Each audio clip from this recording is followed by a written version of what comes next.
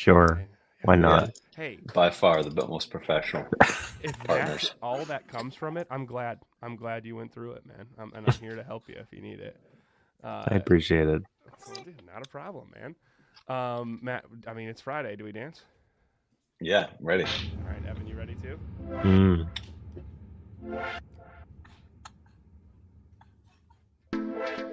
Dude, it's that pause always gives me. I'm like, I think You gotta wait for the drop. yeah. Actually, one thing we can talk about today, Matt, is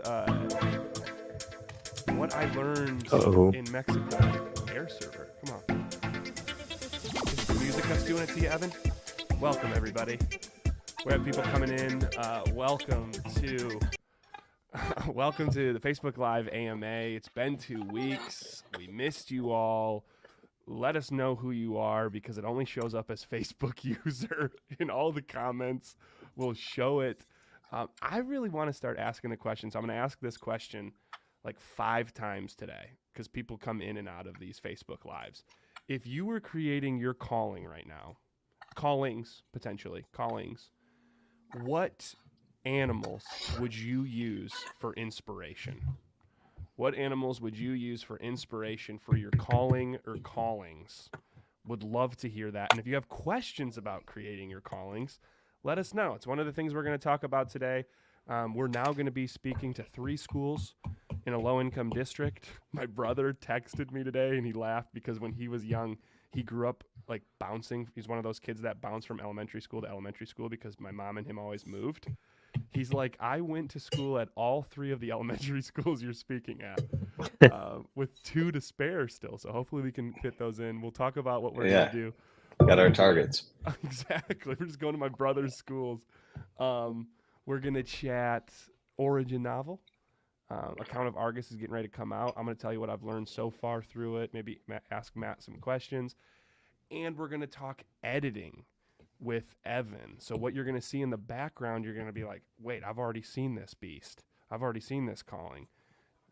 They need a couple of edits. So Evan is going to walk through the edits for each of these, and he's going to show you the editing process. So if you have any questions of like, how do you edit? What's the mindset behind it? What's the skill set behind it? How does your ego not take a hit when a 8-year-old kid says, I don't like this? Feel free to ask Evan. If you have questions on the books, ask Matt, myself. If you have questions on the creative process, you can ask any of us. Let's get to some people. Our fan favorite. Like if we were to make little superlatives right now, it's Bella and it's Casey for fan favorite, like top tier followers. That's true. Thank you so much. Yeah. Not even Cade? Cade's in there too. Hopefully Cade's in here. I forgot to tell him that we're editing some of his beasts today. Let's have a good show. Sending good vibes. Thank you very much. We're sending Doug's up there too. That's Dougie. That's Dougie Fresh. We're going to talk about Dougie Fresh sponsoring a school today. Yeah. We're talking Ashland's Beast today. Someone's pumped about that. Who's pumped about that, Matt? That's Bella. Bella's and also top-tier client. Top-tier follower. Ashland's probably getting off the school bus here any moment, and she's going to be tuning in pretty soon. Where Bella and Casey are about to fight, potentially. We're about to watch a virtual fist fight. I mean, and if I'm saying who's in the lead right now, I would say Casey because Casey actually answered the question of he would use a fox, wolf, panther for his calling. I haven't heard anything from Bella yet, so I'm gonna wait to hear from Bella. Matt, dude, how are you doing, man? You're writing the origin novel. You're working, helping people publish books. You're prepping for a wedding in your backyard. You're building a shed. It's not a shed, but yeah. Tell me more about the shed. I want to hear about the shed. How's it coming? Say shed one more time. Are you talking to me? Yeah. What are you going to be storing in there? Tools, shovels, rakes, rope. Only when you 2 come to visit will there be tools in there. And rope. Oh, Matt, tell us about life right now. I'm torn right now. I've got a full-time job, which I enjoy. It's very rewarding, but every night, probably around like 8:30, the responsible thing for me to do is get ready for bed so that I can get up early. I can have energy to write and do my job right before work and then do my job. But I want to make an espresso at 8:30 and I want to sit on the couch and I want to get like 2 or 3 hours of writing in. And it would totally tank my productivity the next day, and I would sleep in, and then I would be late for my job, and I'd be unhappy, and it just doesn't work. But it just makes me feel like I'm getting to the end of my rope, and in terms of continuing to optimize my life for something that I want to be doing less than my passions. Work when you say less. Yeah, yeah, a job, a career. I mean, career, a a career job. One more time, just in case he is watching. We appreciate you, Chandler, and everything that you do. Dude, it is Oh difficult. my God, yeah. I mean, those two things can coexist. Where, like, how do you, like you say, it can feel like a burnout. It can feel like, because you're loving to do one thing, the other thing sustains you. How, like, what's the best way for you to balance that? For anyone here that could be like an aspiring creative that also has a day Yeah. job. Embrace the psychosis. That's my advice. I don't know what Matt's going to have to offer there. And now we're going to go That's for glass half brilliant. full. Yeah, yeah. I learned this great exercise from one of my former leaders. It's called an AIM assessment, and it's awesome. And it helps you tie even things that feel like drudgery into your deepest desires. And then when you are doing something like, a career that makes you money, that allows you to pay your bills and live your life, you can realize it's not it's you don't have to get so fixated on the activity that you're doing. You can see how that activity is building the future that you want and how it's tied into your mission. So it transforms it to an extent. Former leader of yours sounds attractive, to say the least. Yeah, handsome devil. Not a bad mind on him either. I don't know what's happening here, but He's talking about me in a practice that I would teach at our old job, and still to this day we teach it to our clients in my day to day. Casey says he literally just works all day, then he works on art all night. He sleeps like 5 hours, and then Evan yells at him because he doesn't. pretty much. Gotta check your values, Casey. Can you explain? Let's check your values. Yeah, there's a question. Check. For Evan. Oh man. Yeah. All right. Get deep, get Yeah. emotional. Let's see. What do we got? What do we got? Values. Do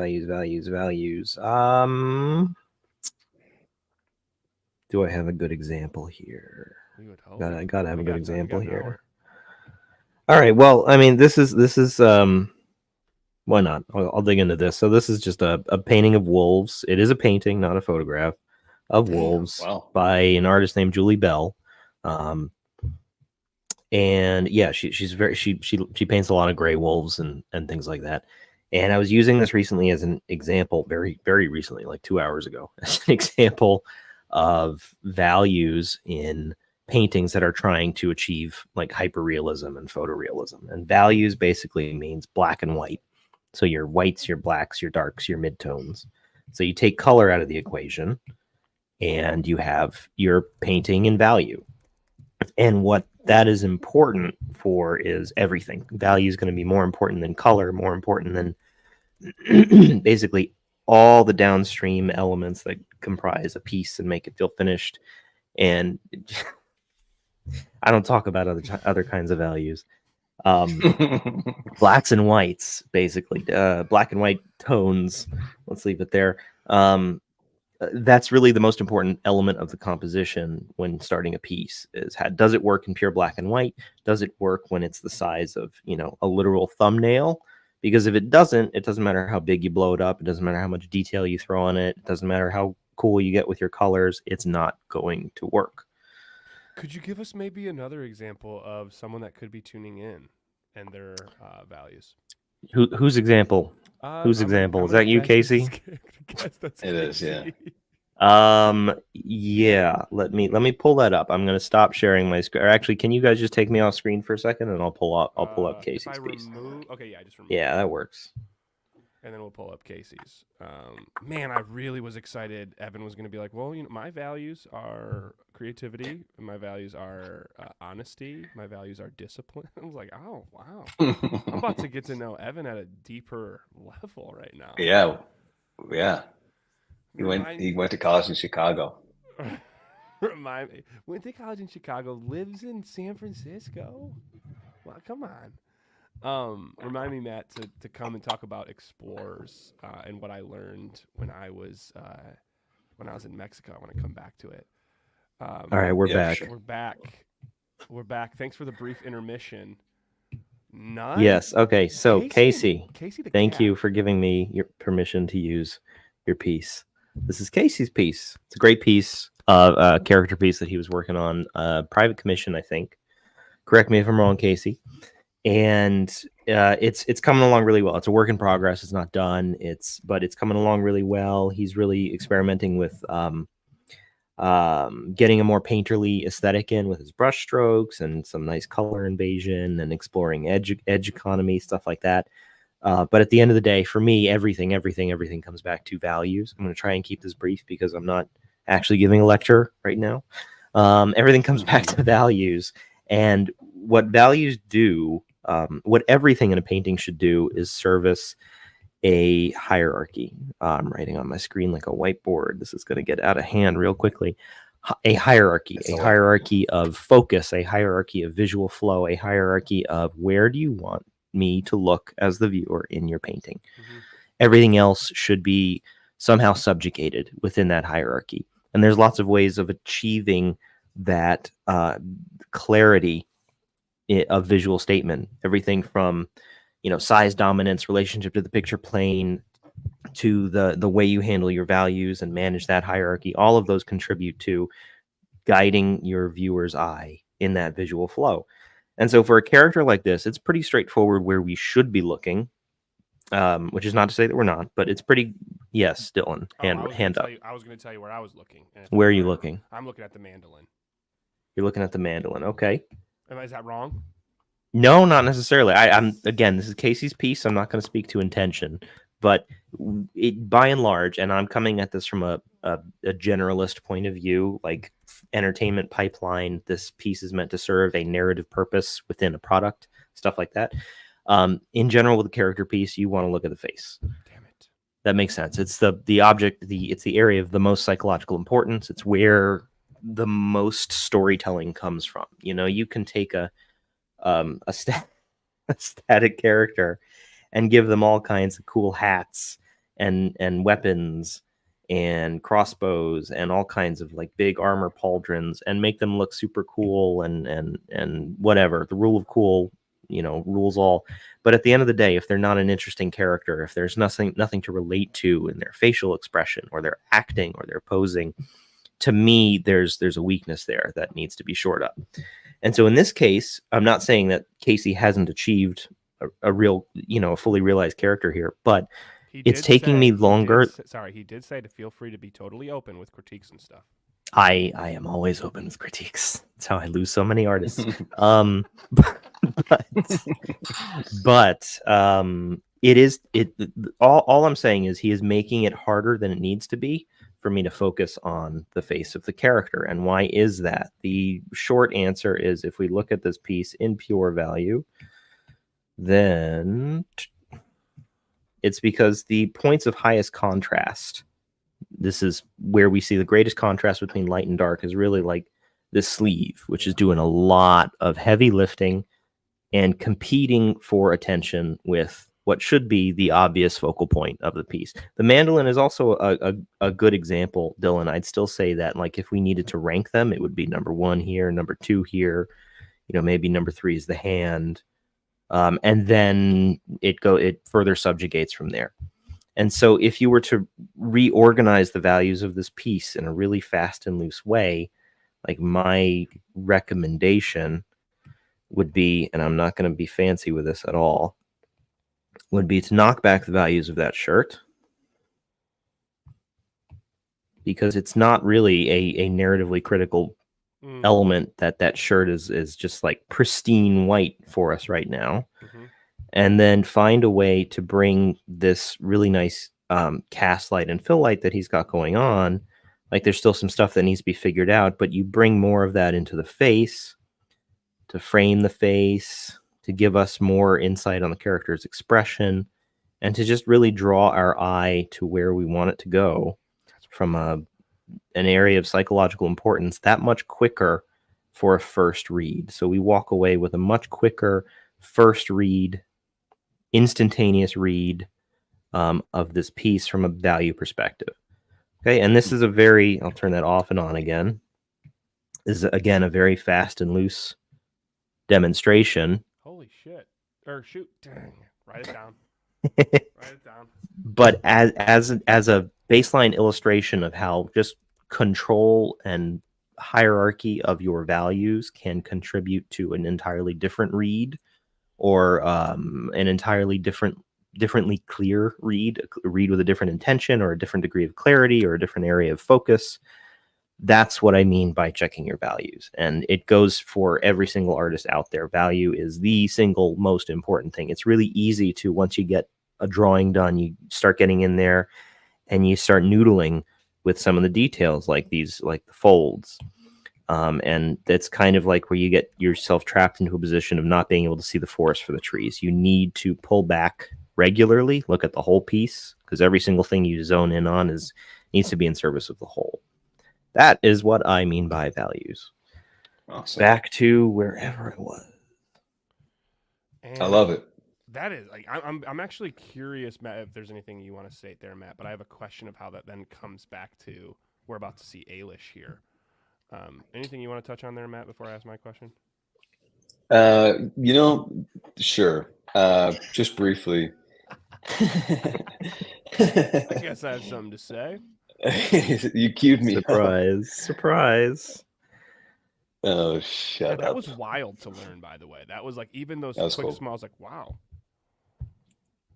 I'll defer to Dillon. What's your question? Dang. I'm just kidding, Matt. You can talk. I'm just poking fun at you. It's not as much fun to poke fun as you as it is to Dillon. I know. You gotta fix Stay in your that. lane, bro. Is it something that's my face? I don't get it. You're the fool. Right, I am the fool. It's so cool. I love it. What question do you have, Matt? I don't have a question. Dang it. My question was going to be like, now coming into the edits of Ailish, is that something you start to think of? Because like a lot of times people come to these, Evan, and they see your pictures in 60 minutes. And it's like, we're just getting to shading, to use my layman terms, at the end of it. Is coming back to these values that, like, is that you kind of layer this over top of a finished work at the end? Is that something we're going to see here today? So what you see, I mean, again, there is like a performative aspect to this. I need to get to some kind of remotely finished product within an hour. But the shading that you see by the end of one of these live draws is typically a map for me to follow. So like this is where Ailish ended up. I wouldn't say that this is final by any means, but it gives me some clear indicators. Like, I know that the relationship between, I know about the relationship between light and dark, between, her eyes and her, their eyes and their irises, their beak, and the relative value of like the fur on their head, or this leaf-shaped fur around their eye. All of this is really meant to establish not necessarily final values so much as relationships. And that tells me, it gives me a roadmap to follow so that I don't need to problem solve quite so much while I'm like working on more final line work. There's so many times I'm like, Evan doesn't even listen to us, and then he'll just pull that That's one true. out of his rear end and be like, yeah, it's not a she, because callings, they're just callings, they're not he or she. He just figured that out. We're gonna see it in your paneling in book 3. But if anyone was listening to that and they're like, whoa, this guy is a nerd for drawing and shading and values, you now know this is why we fundraise, because we have really good illustrators, artists, and flatters, Casey included here, which means, great plug, Dillon, we still have 6 more days, because this February has 29 days. We have 6 more days for our Kickstarter. If you have not backed, if you would like book 3 or book 2 or book 1, definitely an origin novel. Matt, could you drop that link in the comments? Check out the link in our comments. Right now we're at about $5,200. If we hit $6,500, this was asked by Atalia, one of our followers, one of our close followers, big fan. If we hit $6,500, I will send you my storyboards for book 4. My storyboards for book 4, so you can see what Evan has to work let's go to come up with the mastery that he does. It's a lot of stick figures. It's a lot of bad drawings of Joan, and it's a lot of drawings of Artie with curly hair and 2 black eyes. I have them, don't I? I think you have 1 through 3, and I think it's perfect because chapter 4 is the first one I did on my Remarkable. So I'll be able to send like the digital copy to everybody. So Remarkable 1 or 2? Remarkable tab 2. Thank you for asking. So it'll be 1 to make fun of the fool, because apparently I have a face to punch. I imagine that is Bella that wrote that. It's a way to make fun of me, and 2, it's a way to learn what is to come in the next chapter before Evan creates it. So feel free, if you have already donated, tell someone about it, because our big goal with this Kickstarter, or up your donation, because you just saw the beauty of our illustrator, and you're like, wow, that deserves a raise. Up your donation, tell people about it. Our big goal for this Kickstarter is to find our true target audience. I do not want to be the person that's tapping into people that might not like this. I want to tap into the network that wants more books, wants more Evan in their life, wants more Matt stories in their life, and wants to continue to make fun of me. And if we can do all 3 of those things, the message moves on. And that's all I care about. So feel free to tell who you want. I promise I'm done pitching. I might do it one more time in this. Okay, let's dive into this, because we're going to kind of hopefully do, I don't want to say a speed run, but we're going to go into Evan's edits. Hopefully we can do 2, maybe 3 edits. Is Ashlyn here? Probably not yet. Okay. Matt, what were the edits we have to do? Thank you, Casey. Tell everyone that is exactly like you about what we're doing. What are the edits that we're putting on Ailish for Evan here? So a little bit about Ailish. Basically, I mean, we're cleaning it up. It's the only thing that she said afterward was the tail is less barbs and more like dorsal fins, more like that shark fin shape. So we're gonna see that come into play. Otherwise, she loved it. So whoever said this, we're sorry. Yeah, we're getting rid of it. It's only going to get better. So stay tuned. That was Matt Seitz. I'm glad you're here, buddy. Love you, Cuthbert. Cuthbert. So we are getting, Ashlyn has joined the party. Ashlyn, welcome. We are working. Hi. Evan, the charismatic one himself, is working on Ailish's tail. We're making it less Barbie and Barbs-y and more dorsally. So what we're going to have Evan do is start to work a dorsal fin into this, and we want to hear from Ashlyn. Yes or no? Yeah, by all means. I mean, you didn't see this, Ashlyn, but Evan tore in to one of his illustrators' drawings. So you're just destroyed it. You're allowed to do the same to him. So you're free. Whatever he draws here, you say I either like it or I don't like it, and you won't hurt his feelings. Yep. Any other something? Yeah, I think that if Ashlyn, as she's typing, if there's any other edits, I will relay those. But Ailish has a unique ability in terms of beast powers. Since we talked a little bit about that in recent weeks, Ailish, it would have the ability. Let's see. This is an auric power. I'm going to say auric transmission. We decided.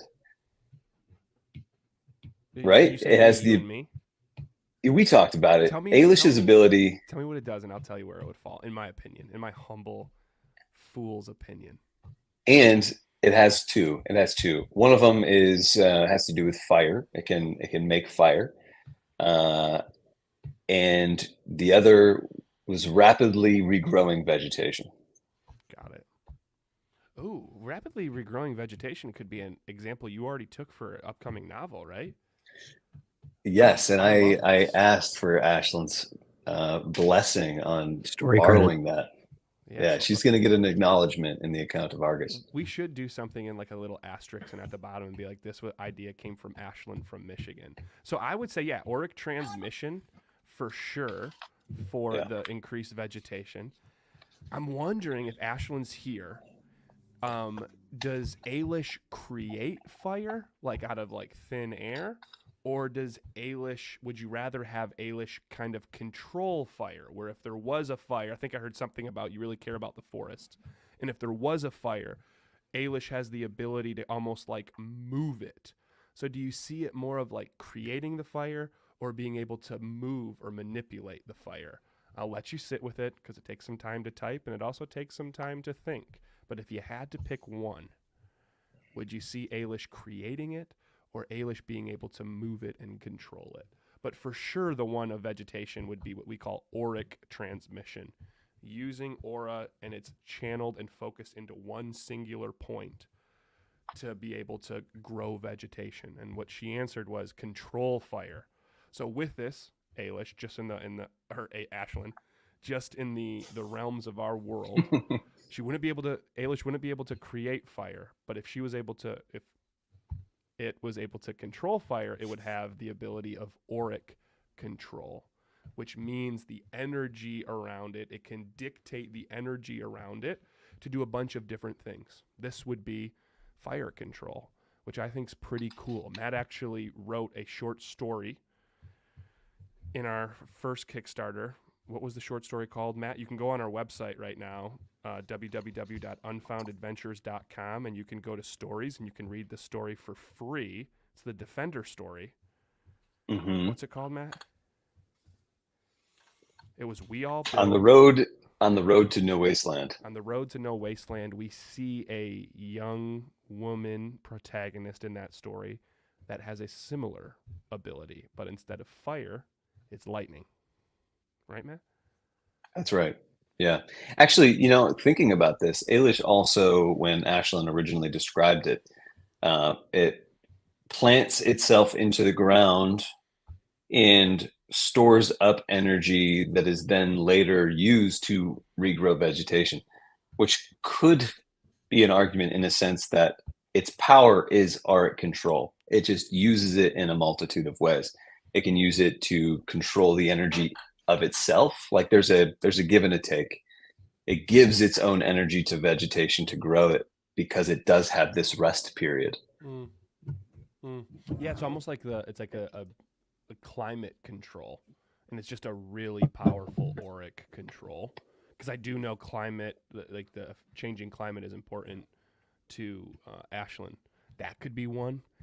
I think the fun part when we create these characters, and Ashlyn, your beast is allowed to do whatever your beast wants, but it's fun creating these callings and thinking of these awesome powers that do have limits, right? Because if Ailish could control the climate for every place in Bastunia, it's almost like a cheat code, and it's not as fun or creative to write it. But typically, boundaries or guardrails we can set on these powers is it can only do it for a certain period of time, right? It's 20 minutes is it's once it hits 20 minutes, it's got to take a nap, right? Or it can only do it for a certain area, right? So it has to move areas, and as it moves, it can't hold that auric control up. And the reason that's fun is it allows us to for things to be more difficult for this character, for us to think on our toes and to be more creative of how we would use the ability, which I think that's where the fun is. Yeah, I mean, when there's challenge and adversity and limits, it makes the character's struggles and the character's ideals and what they strive for more meaningful. Because if they really have all the power of Superman, then it's really like, well, why haven't you just snapped your fingers and resolved the entire climate crisis, for instance? Yeah. Yeah, because it's almost like it doesn't make the journey as fun either. And even it's funny because I was thinking Yeah. Superman. I'm like, at least he has kryptonite, right? Like Superman without kryptonite is just a boring character. Or Superman without loved ones. It's just like he's Yeah. just an almighty god. We do have a question now for Evan.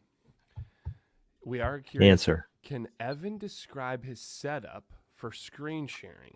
And this person shall remain nameless is asking for a friend. Let's call him Casey.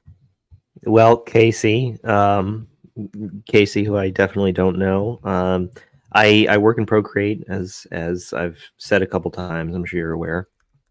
And it's not possible, as far as I'm aware, to screen share from an iPad, which is the only thing that runs Procreate, to StreamYard, which is what Dillon uses to screen share.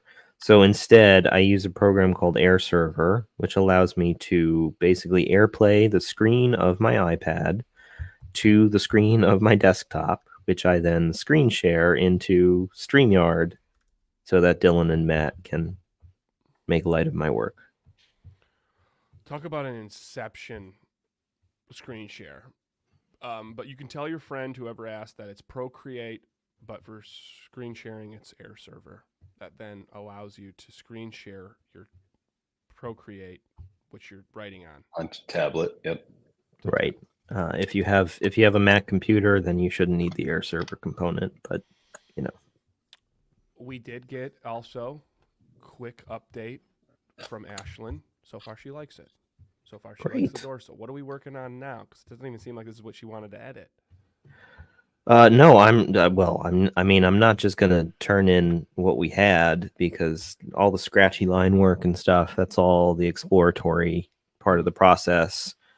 So really what I'm doing now is what I do for the comics, which is I'll draw very, very loose pages, and then I will go over those drawings and tighten up the line work and produce clean line work that will then get flatted, probably by somebody like Casey, and then ultimately painted in. Love it. Maybe So I mean, Casey's this is a Yeah. stage of the editing that goes into the comics. It goes into really any kind of my like graphic line and color illustrations. It's the kind of work that you would do as like an animation in-betweener back in the day, but not with I'm using kind of like a scratchy pencil-ish sort of brush.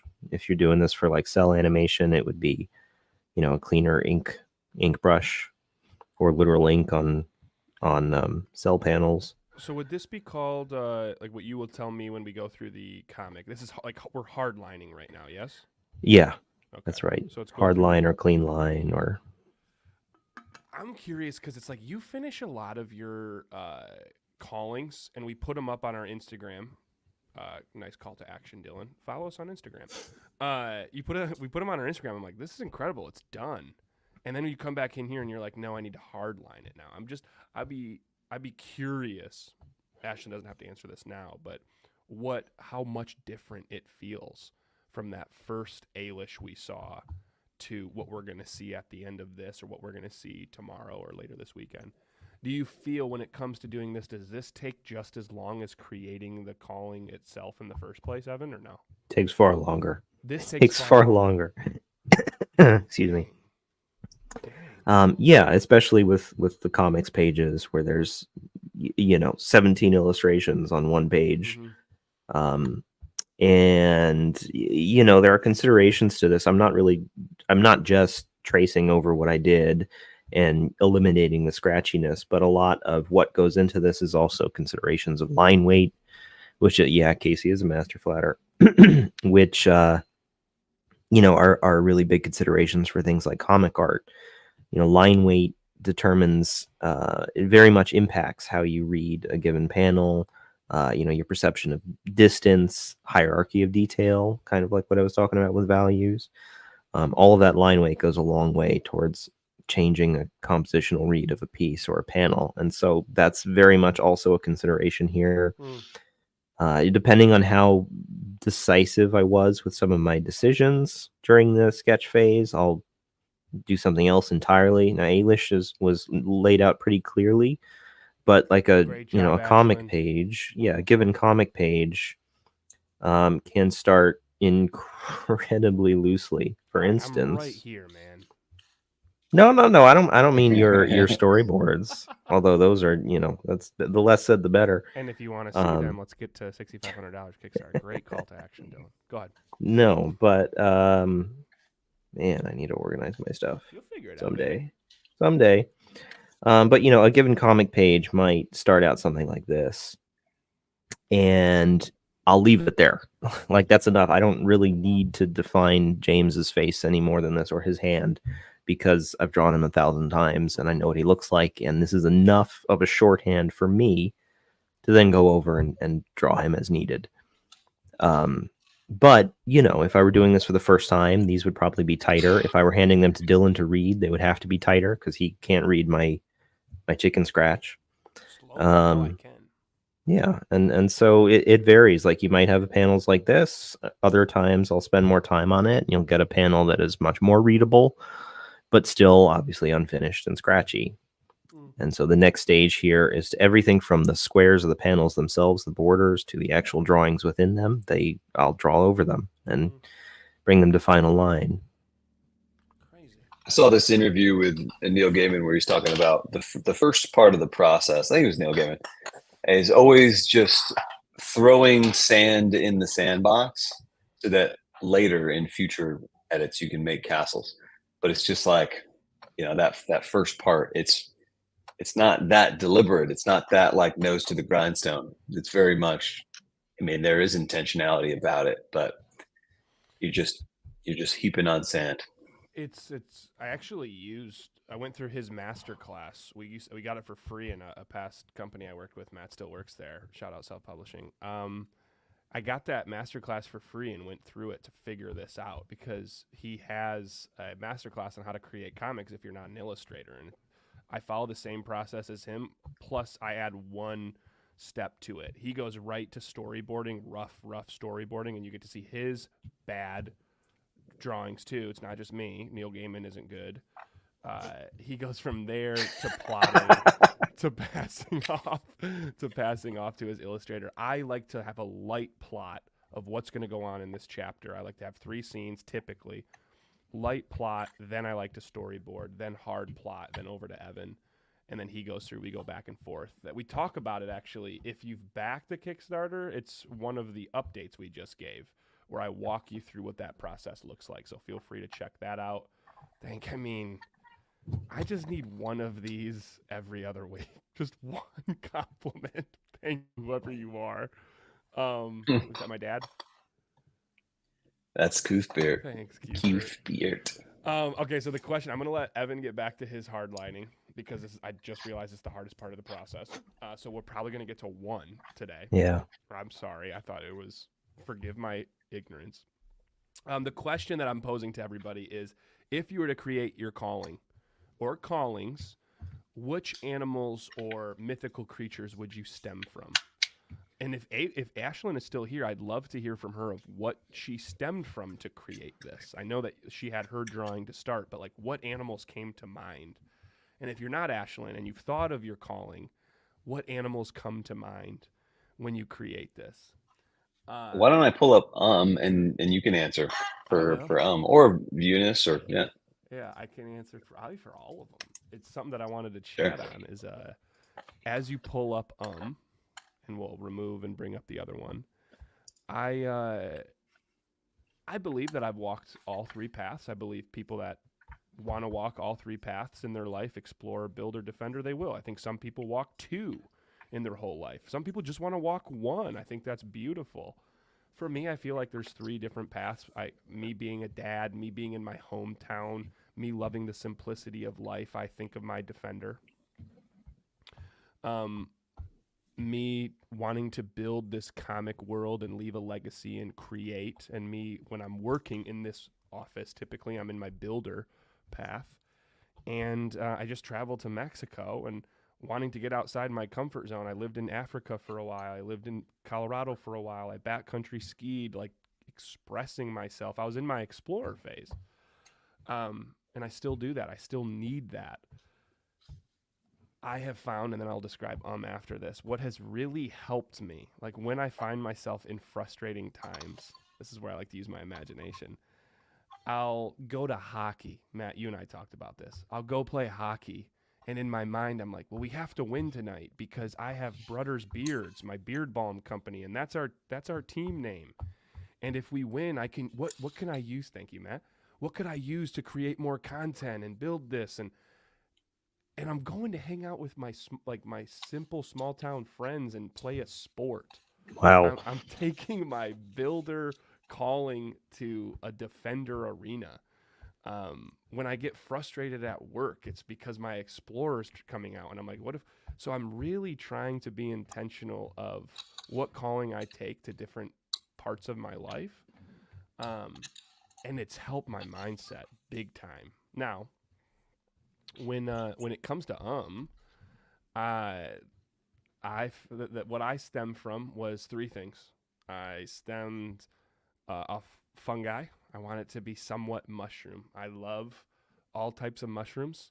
There's a South American mythology of this mushroom that attracts dragonflies, and dragonflies mean a lot to me and my wife.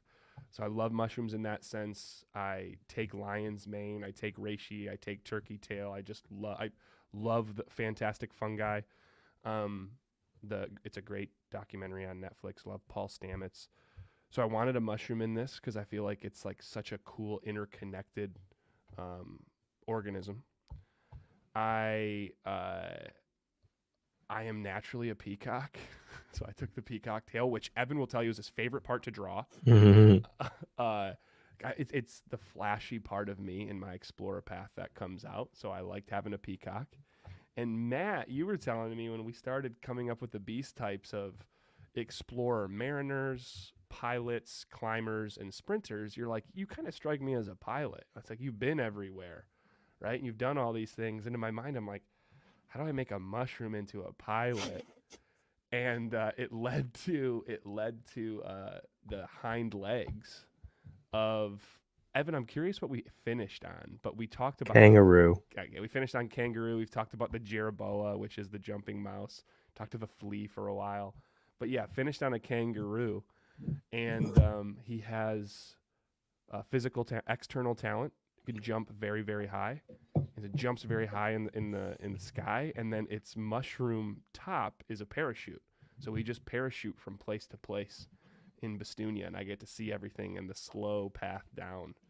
I prefer Mary Poppins from place to place. Yeah. But whose calling is it? So I'll Mary Poppins from place to place. I'll say parachute. I got to skydive over Kenya, right over the Kenyan coast, and it was like a super important moment for me. So I'll say parachute, but maybe Mary Poppins. Yeah, so that's what I used. I'd be curious if anyone else thinks of theirs. We heard from Casey. He thinks of a wolf, panther, and I want to say fox. I know my builder beast stems from a red panda and a kitsune, which is the nine-tailed fox in Japanese lore. And my defender beast stems from my dogs, a very large horse. I'm trying to think of the type of horse it was, and the Highland coo, the cow, that red-headed cow that's got hair over its eyes and really long horns, and then it's got a bunch of stones on it because I'm a rock hound. What about yours, Matt? What's a rock hound? A rock hound in Michigan is one. I'm in a group in Michigan called the Michigan Rock Hounds, and it is just people that hunt for rocks in the Great Lakes, and then they tumble them. Of course you are. Yeah, dude. I feel like we'd be best friends. We've been best friends in multiple past lives, right, Evan? Apparently. Matt, what about you, Gotch? What animals did you stem off of for that? Yeah, let me pull that up. Just like scroll up. Oh no, there it is. Right here. So I was told by my sister that the actual way that the native Alaskans pronounce this is Chugach. But it's a little pretentious, so we'll just stick with Chugach. It's a wolf, and an elk. And for me, I mean, let's see if I can have enough. My screen is shared, so I don't know if you can see this, but I've got this picture behind me of a husky, my other husky lying on the ground here. The only type of animal that I've ever adopted myself has been huskies, 3 of them.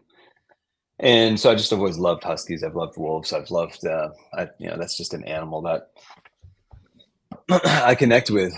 Kai, this one back here, is, especially as far as pack orientation goes, he's very omega. He's just kind of like, I'm just going to do my own thing at all times. I'm part of the pack, but don't give me any responsibility. I'm just going to be over here. And we really have a lot in common. So just having most of my formative years, adult years, spent with Kai, he had to be part of this. And then the antlers are just it wasn't extremely intentional elk or whatever. It was just, how can I take a wolf and make the creature more adept at protecting? As a whole, it's things that I love, that will remind me to actively be in protection of that what I value. If you look around and you really like something, you value it, you want to see it around for your children and your children's children, then it's not just acknowledge that you like it and then just live your life the same as you would, as these things are ruined, especially nature. I mean, I connect with Ashlyn on the desire to be active in the conservation and preservation of nature. And we're always going to have more and more people, and there's going to need to be electricity for these people. And so if your favorite valley suddenly got flooded because a dam was built and they needed hydroelectric power, we're talking like Hoover Dam or one of those. And it's just like, what can we do in our own lives to make sure that these things are appreciated and preserved? And so whatever the value is, that's why I actually got Chugach as a tattoo about a year ago, as Dillon calls it, an ink totem, to, in the hustle and bustle, when it's easy to lose sight of what you're all about and kind of become conformed to the patterns of the world, you can instead have reminders who you are. So often where that's a big one for me, of like why I think it's so cool to create these callings, or to have your kids create these callings, is to understand what path are they walking right now, so we know, they know, and it's a reminder, right? I think I work with a lot of people, and it's like, they're like, oh, I know my deep desire, but how do I remember this? I pulled this back up too, Matt, unless there's something else you wanted to see.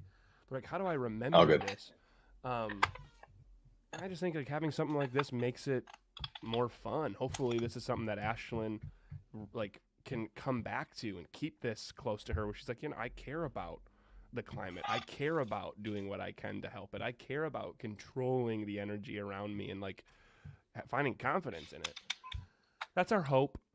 We could just be lunatics. And if you're listening in and you're like, man, Dillon shared his, Matt shared his, I wonder what Evan's is.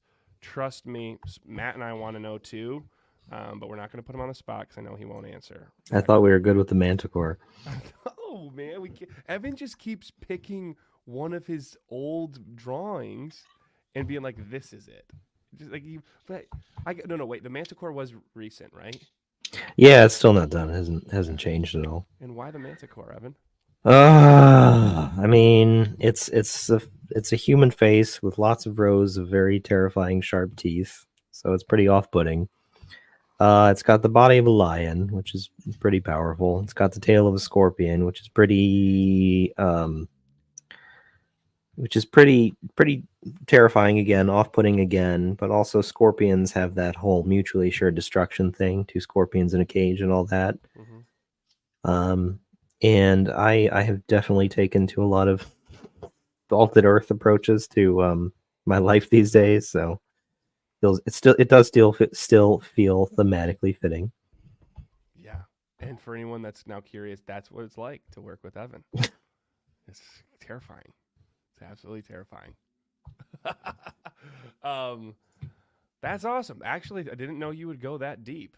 Thank you very much. Yeah, I did. You did.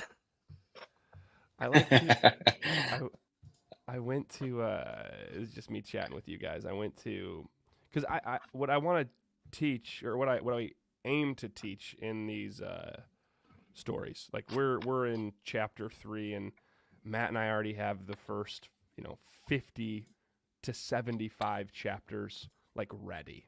We have at least a couple of hundred that we know we can do. Like we understand where the story could go, and man, I hope we can do it in my lifetime. If we can't, we can't. We're gonna try. But one of the themes I want to get across is like realizing when we go down some of these paths in the world of Bastunia, each path is gonna have its light and its shadow, right? Like there's gonna be beauty of each path, and there's going to be things to work on with each path.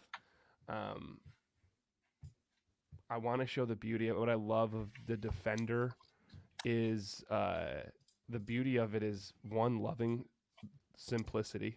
Like I think simplicity gets looked at as negative in today's society. Like, oh, you're just so simple. It's like, man, my dad is one of the most simple men that I know, and I love him more than anything and what he stands for. And we had a post today on Facebook that took off because people are like, yeah, that sounds like Doug. That's Doug. He cares. Right? It's these people that are the defenders. They're simple, but they're filled with love, and they want to protect what they have. They're helpers, right? But the shadow that can come with it is it cool if we go into this, Matt, or should we not go into this? People will forget by the time we get to the defender. Go for it. Right? The shadow of the defender path, thanks, Evan, is pride and really resentment, right? Of like, man, I give so much, and I'm not saying this as my dad. I'm just saying this is something to be aware of. I give so much, and I do all these things. How come no one looks at, or takes care of me? Or how come you guys don't understand what I'm doing for you, right? It's like, think of that dad that constantly gives of himself and just wants that recognition or validation at times. It can show up negatively if we really let it fester. So it's something we want to be aware of. We want to be aware of the shadow. It's Carl Jung talked about it often. So I've always known that, creating the defenders. The builders, I felt like I know pretty well. I think the beauty of a builder is they love to create. They love to get lost in their creation. They love to get lost in, creating something. And when I think of our comic, that's going to transcend time, and it's going to leave a legacy, hopefully, for what we've done. That'd be awesome, right? And to really get lost in the creation is the beauty of it. And I think the shadow of it, and you see it a lot in business, people that want to build and create something to stamp their name on it, is comparison and competition. Right? Comparing like, oh, well, they're doing this. How come we can't do this? Or I can't believe they get that and we get this. I was down at this in Mexico at this trip, and all these people from different businesses went to it. And there were some like builder types for sure. And it's just crazy how like competitive they get. And I think it's weird to get competitive running a business because you're playing with people's livelihoods and money. But still, I think competition should stay in sports arenas. But it's like that's the shadow that can come from a builder. And for the longest time, I loved being an explorer. So it was very difficult for me to find the shadow of an explorer because I'm like, I just want to talk about the cool things of this path. Explorers are these people that get like they want to get outside their comfort zones. They love the freedom. They love this expression. They love this accumulating knowledge and being the philosophers of the time in Bastunia. Daring to go great distances and. Like James, reach the top of the mountain, or we're going to see in Cuthbert's story, go out and venture into the infinite sea, right? And it was really difficult to find what the shadow was of an explorer until this weekend when I spent some time in Mexico with a lot of explorer personalities. And I also say this joking about somebody else. I have been there. But what I found is the shadow with explorers is, what do we finish on, Matt? What did we land on? Ignorant pretentiousness. Ignorant pretentiousness of just like, look how much I've learned. Look what I've studied. Learn from me. Let me tell you. Evan, I was telling Matt this. You'd love it. I bet. You would hate every person that I met this weekend except for 3. Those are That typically sounds right. 3 people that I hung out with. We got to we got to let out these sea turtles Wow. into the ocean and like watch them. And I already felt weird with it because it's like we're kind of playing Mother Nature with it. Anyway, we're looking at these cute little baby turtles, and there's one lady there. Believe it or not, she's from LA, and she has her name and then Magic is her last name, and she spells magic with a K. And we're sitting there kind of looking at these turtles and kind of waiting to release them. And she stands up and she goes, "Are you all, do you all ever wonder why turtles are the basis of most tribes' creation myths?" And it was like, I was like, is she talking to us? Like she was just talking to everybody. And she goes, "Well, it's because the ridges on the turtle shells, well, Guardian Dragons, you're not. There's people watching on Facebook. We have 7 total right now. So, no." She goes, "There's 28 or 29 ridges around the turtle shell, which represents the days between moon cycles. And there's 13 scales on their back, which represent the 13 moons of the year." And she points at me and she goes, "Take my phone and record this." It wasn't a question. But Okay. I'm in a state of mind where I'm caught up in it, and I go, "Okay." And I start recording for her. And she starts filming. That's why I say ignorant. I don't know if she was starts filming this TikTok reel or Instagram reel. And she says the exact same thing. And then she's like, "Now let's count them."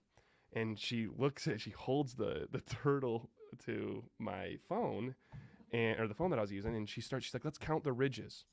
And she actually counted. There's 28. I'm like, "Wow, that's kind of cool."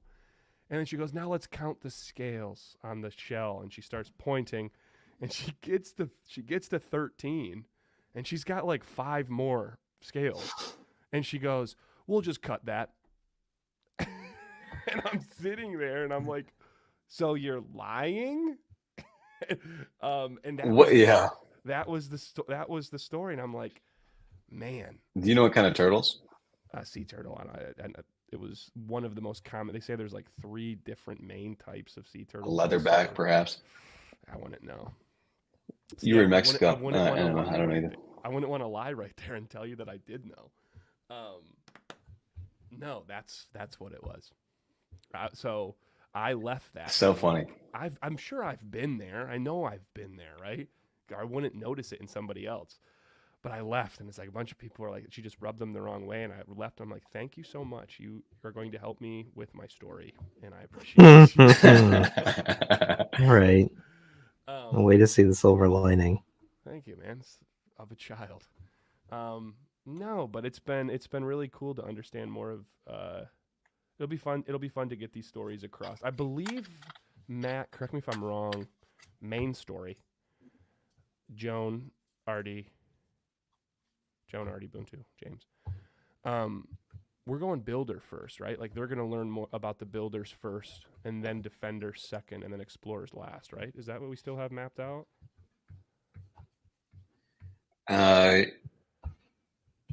Going to the water temple. In the comics, you're asking?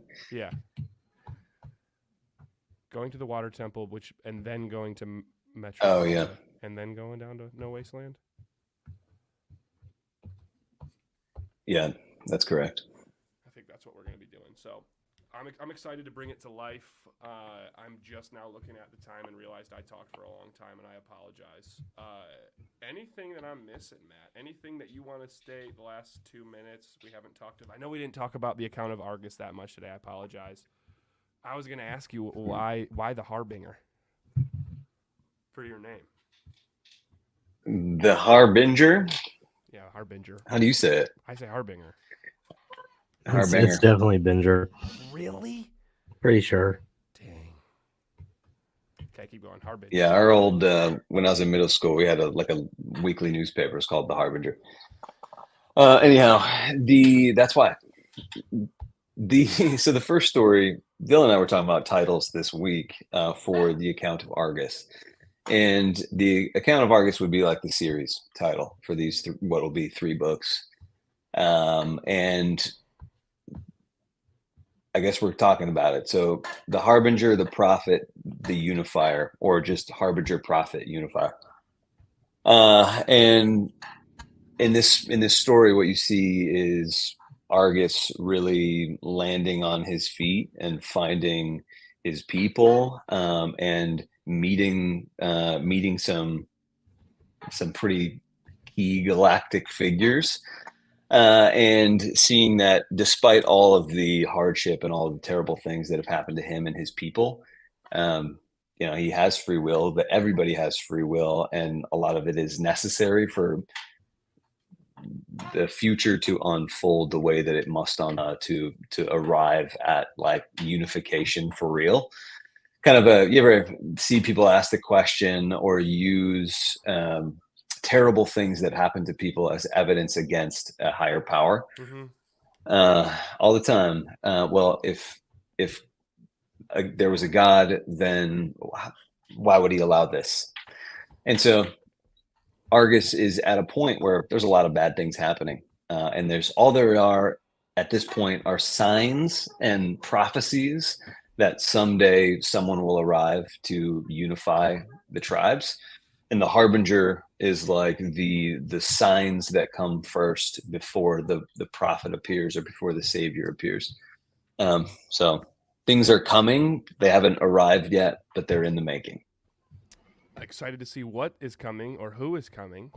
And when you say things are getting bad, if anyone wants to know how bad things are getting, Matt created a graph that you can look at in our Facebook page of the amount of chapters and then the amount of deaths that happen in the chapters. Feel free to check that out in our Facebook page. If you're watching this in a place other than Facebook, like Guardian Dragons, feel free to check out our Facebook page. It's just Unfound Adventures Public Group on Facebook. We're also on Instagram, Unfound Adventures on Instagram, and then at Unfound Adventures on TikTok. And if you would like the third chapter in the book of Tales of Bestunia, our Kickstarter is running for 6 more days. Matt has dropped the link in the comments. Feel free to check it out. Tell people that you might know. Interactive comics where we allow young kids to create some of the callings that are featured. Evan's got to go. I gotta go. Not to interrupt. We're done anyway. We're past time. Thank you so much, everybody. We are ending the stream there. We will put the edited version of Ailish on our Instagram page. We appreciate you, Ashlyn, for creating this. Bye, everybody. Bye, everybody.